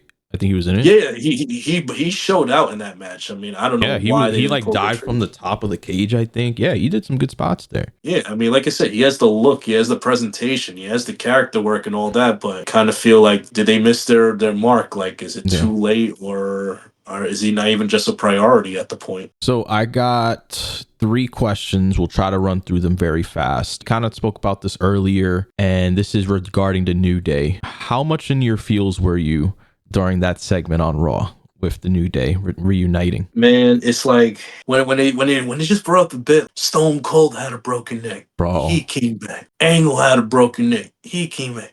You broke your neck. So what? I'm like, and then you look at the that expression was on Big E. I'm like, he God looked damn. blank. He looked blank, like he had nothing to say. He was starstruck. Yeah, Shout man. out to It's them like, for being good at what they do in their promos, because holy shit, I felt like I was in there with them. yeah, man. Listen, they had us like we were the puppets, and they were the masters, like just stringing us along, man. They had us like hook, line, and sinker, man. They It's like really you just did. see that look of like rejection on Biggie's face. Like this was the last thing, not just him, but all of us. Like we see We did not like see Big this coming. E? WWE, whoever promoted this, bravo. You fucking got Yeah, us, because I thought yeah, it was going to be Xavier and Kofi. I'm sure everybody did too. And we knew eventually Biggie was going to come out during that segment because it's a New Day. You know, you're not going to have, not like Biggie's gone. He's still in WWE, so have him there. But the fact yeah. that when they started looking at him, I was like, I was freaking shocked. And then I was like, Yeah. this is going to be fucking good. Because at that point, they're basically saying Biggie is cleared to compete, and he's not going to take this in a few weeks. He's going to kick their asses somehow. And I hope that's the Well, case. I hope he. I hope so for his sake that he's clear, but I'm saying like I'm not 100% sure on that, just for the reason like I think if he was cleared, there would have been physicality at that point, and that would have just put the shock value that was already up here. That would have put it up to That even would have been a further. good time to have it. But I feel like they're going to Yeah, tease us with us now. They're definitely going to tease yeah, us with no. it. Whether it be a Royal Rumble entry or a random ass show where like he's just had enough. But it better be a valuable show, and it can't just be no random ass Raw. Yeah, I would think they would play it up to a big show, but yeah, dude, that was amazing stuff that they put on. Probably the best highlight of the fucking night. Forget the main event. I mean, yeah, cool. Drew McIntyre's back, but that New Day thing is what stuck out the next morning. And that's what everybody Yeah. was talking about. So this is a topic that always comes up. And I know you're a big AEW fan. You've gone to many of their shows and you know a lot about the product that usually the regular WWE fan might not know about, which is all good and all that, because I watch it too when I get a chance. There are a lot of people, I mean, we're all on social media. People talk so much shit about AEW because of, like, they call it all empty wrestling. They make fun of Tony Khan. We kind of spoke about it a lot. What are your thoughts on the toxic AEW and WWE tribalism? Well, let's look at it more from the toxicity aimed at AEW compared to WWE. Like, there's more of an audience for the toxicity against AEW. There's just a larger audience and a larger conglomeration against AEW for whatever reason. Like, I feel like there's so many like people, like whether it's on Twitter or any form of social media, even on this app, like they've made their online personalities just hating the existence of a certain wrestling promotion, and it's just weird into the sense like you have this, so many people have this hatred and animosity towards a wrestling promotion or a promoter, to the sense like you just lose yourself in just the negativity and the hostility in your hot takes and whatnot. I mean, if a brand or a promotion just makes you so miserable to the point that just everything is negativity out of your feed, then like, man, no one's forcing you to watch, man. You could easily turn it off, and you could just watch your WWE on Mondays, Tuesdays, and Fridays. Like, I don't get the hostility. Like, They think they're the businessman. They think they're the businessman and woman. But they think they're the business, but honestly, we're not. We're all fans. Like, we watch the sport we love, but I feel, it was brought up. A lot of people were asking the question, like, what led to AEW's decline a little bit, and my answer basically is that it's not the whole thing, but I think it's part of it. Is that for all the years we wanted a lot of fans wanted an alternative to WWE. We screamed and clamored for that alternative. I think more so it wasn't that they wanted another promotion.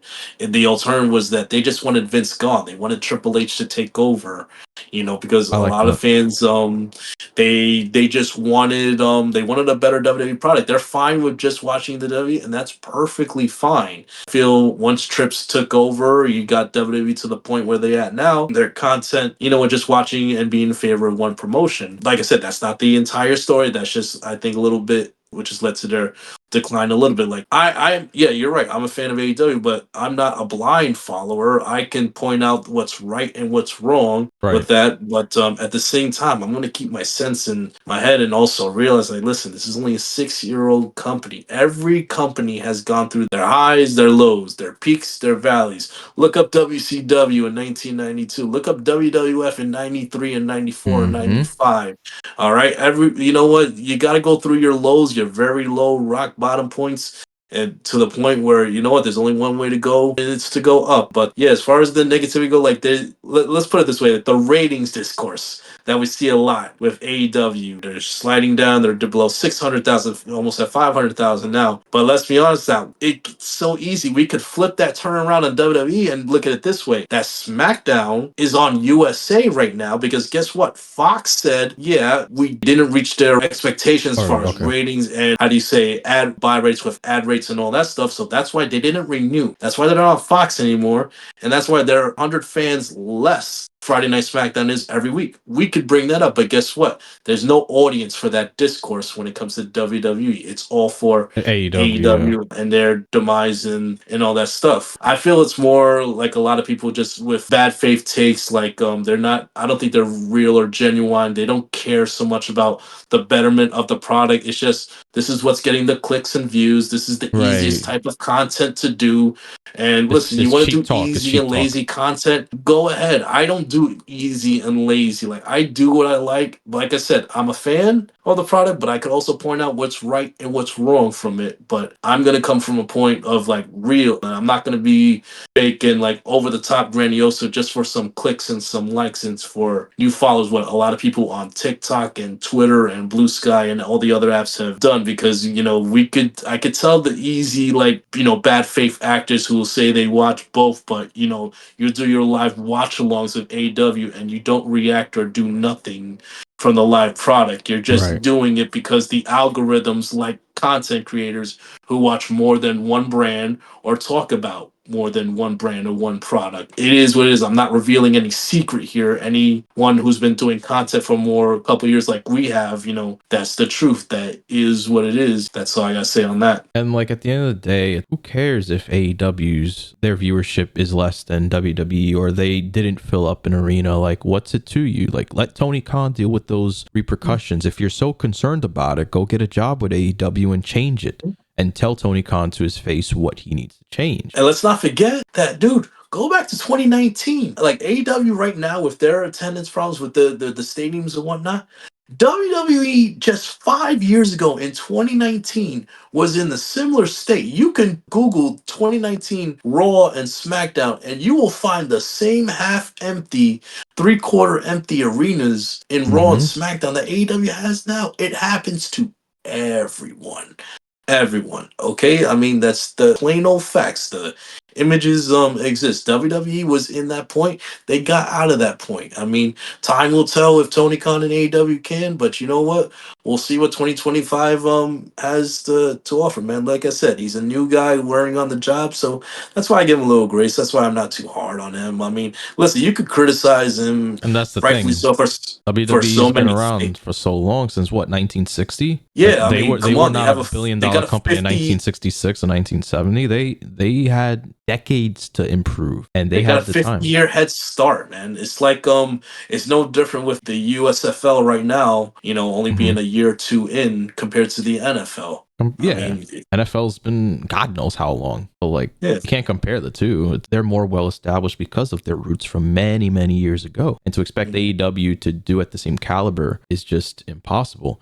And then at the same time with AEW, it hit its peak, I believe, in 2021. And then I feel like a part of that had to also do with the fact that since it was brand new, it was shocking to see new WWE stars go there. It was shocking to see that All Out and Bryan Danielson come out, Adam Cole come out, Ruby Soho come out all in one night. We were shocked to see Double or Nothing when Jon Moxley came out. Like, no one was expecting that right after leaving WWE. All of those things hyped AEW up as like, holy shit, this is gonna be a like well-established place. This is the real deal. But now that all of that is kind of over, a lot of the WWE stars have come to AEW. The Hurt Business is coming now. Mercedes Moné earlier this year made her debut. Those seem to be the only things now that get the clicks is, oh, so-and-so arrived in AEW, rather than, oh, MJF won the world title or Darby Allin won the TNT title or whatever. Those don't seem to get the clicks.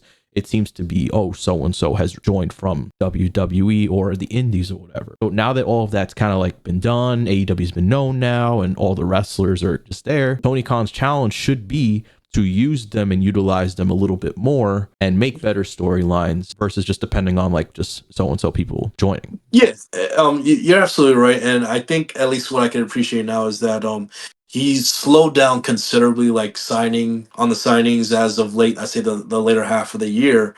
And what's crazy is that like you could see the investment I think that he's trying to do in the younger superstars like a Kyle Fletcher. I mean, that Right. heel turn, him beating Osprey clean at Full Gear. I mean, the dude looks amazing. He sounds amazing. I mean, and it was crazy. He's only 25 years old. He hasn't Crazy. even scratched His his ability. prime yet. He's nowhere near yet. I mean, if you saw that match with him and Shelton Benjamin the other night, I mean, dude, it was amazing. Like the kid is a generational talent, but I mean, look at what he's doing with the Hurt Syndicate. Like I've got told the other night, I was like, listen, whatever plans Tony had with the Hurt Syndicate, maybe being a heel faction, you got to throw those plans out the damn door because 2025, that's going to be his biggest babyface faction going in. I mean, and I think they'll add some members hopefully in the future. I mean, they tease Caster, they tease Ricochet. I kind of hope they go the route of adding Will Hobbs to that faction. I mean, Ooh. that's a picture Powerhouse Hobbs. perfect Powerhouse Hobbs. addition. Can you imagine? Just imagine like freaking MVP as a mouthpiece for Hobbs, and then also who better for Hobbs to learn under to be under the tutelage under than Shelton Benjamin and freaking Bobby Lashley. That's a match made in heaven right there. So like, there's some things to look forward to, going to 2025. There's some things he has to work on. So, like I said, he's under pressure, so he's got to put the work in. That being TK, but let's see what next year has up his sleeve. Gonna be a good year next year, and I hope it is for wrestling, because 2024 was definitely a great year for wrestling. So we have our final question again. Ballbro, thank you for being here. If you've watched our previous podcasts, if you've seen recent clips that I've posted, you probably know what this question might be, and I want to see what your take is on it. What do you have to say to those who like to say wrestling is fake? So is 99% of the stuff we watch on TV. Thank you. What is real? Like what can we say is real that we watch on an everyday basis? I mean, other than maybe sports or the news, like, dude, everything is fake. Your favorite reality TV show is fake, is scripted. I mean, your game shows are fake or scripted. But who cares, man? When we tune into whether it's Mondays, Tuesdays, Wednesdays, there's whatever night, whatever wrestling show you watch, man, you get lost in the characters. You get lost in the stories, just like you do in any TV show, man. It is what it is. Like I said, wrestling is the greatest variety show on the planet, man. You get a great knock 'em out, drag out fight 1 second. You get a tear jerking, just pull your heartstrings, just like New Day segment the Yep. other. I mean, dude, you could have it all in a 2 hour span. Yep. Wrestling is literally the greatest thing you can ever watch, man. So if it's fake, hey man, to each is their own, man. But like I said, so is 99% of the stuff that we watch on TV, on our laptops, on our phone, man. So hey, like what you like and whatever you don't like, don't mind, man. You are the master of your happiness, of your goodwill up here, man. Whatever bothers you, don't pay it no mind, man. Just whatever you like, love it to the max, man. And yeah, that's what I gotta say to that, man. I like that.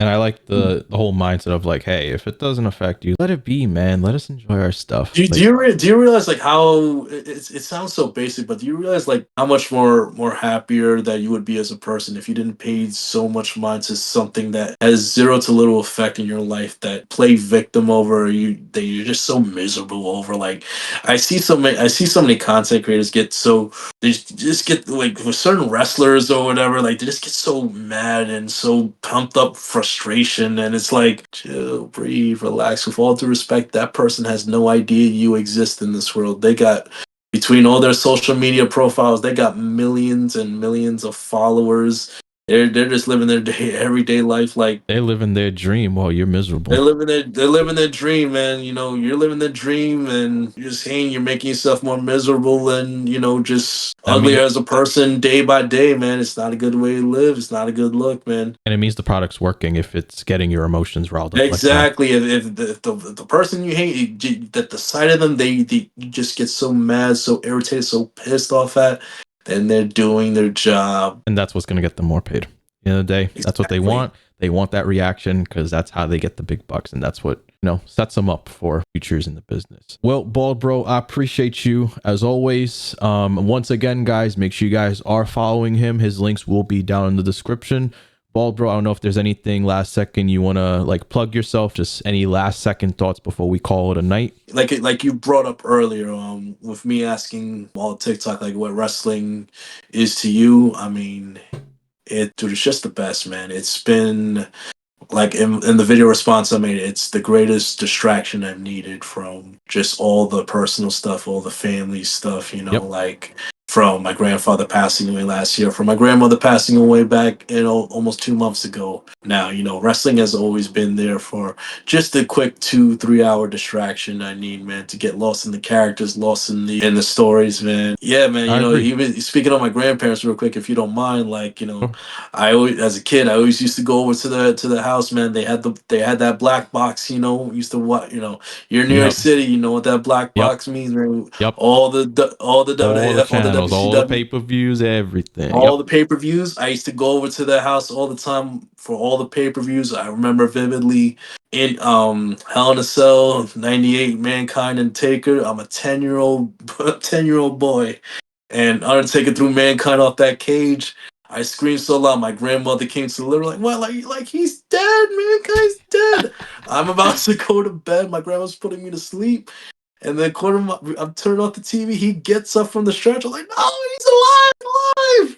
And you know, like even though my grandmother wasn't like a wrestling fan, like just wrestling It has always invoked just that been a part of me. reaction, even though she doesn't watch wrestling. Like Yeah. she was invested because she saw Mankind on the floor. Yeah, like I said, one way or another, wrestling has always played an integral part of my life, you know. So I love it for what it is. I love it for the highs, the lows, the good, the bad, the ugly. Been a wrestling fan for 30 plus years, and I will be for 30 plus more. Exactly. That's what it comes down to. As long as we enjoy it, WWE's putting out a good product, AEW, whatever, TNA, no matter who it is, that's what makes us happy. And they have no idea how much they've influenced us. Like, not just us two, but just everybody that watches it, whether it's for 10 years, 1 year, they've influenced our lives in some way, shape, or form. Guys, make sure you guys check out the Laying It Down podcast. We're going to try and put more episodes out very slowly, especially as we go into 2025. So if you haven't done so already, make sure you subscribe to the channel, turn on notifications so that we get some of the best wrestling content out there. If you want to get early access to these episodes, make sure you become a member for as low as $4.99 a month. And I will see you guys in the next podcast episode. Once again, Bald Bro, thank you for being here, hanging out with us. I will see you all soon. Peace out, guys.